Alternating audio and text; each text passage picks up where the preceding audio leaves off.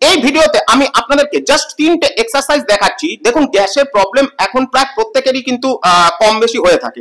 তো গ্যাসের প্রবলেম হলে আপনারা কিভাবে মানে আপনাদের গ্যাসটাকে মানে বাইরের দিকে বের করবেন। অনেক সময় দেখা যায় যে আপনাদের পেটটাও কিন্তু টাইট হয়ে থাকে গ্যাসের জন্য।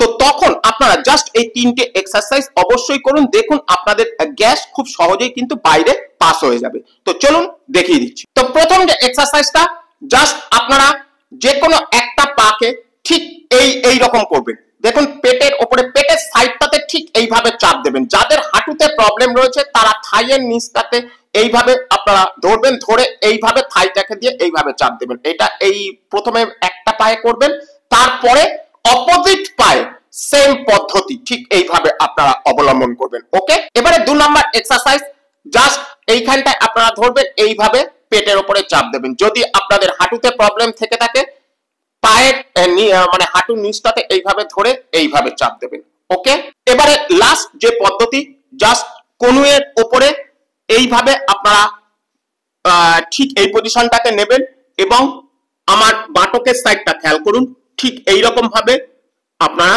বেশ কিছুক্ষণ থাকার চেষ্টা করবেন। আমার পিঠের সাইডটাও কিন্তু আপনি মানে আপনারা খেয়াল করবেন।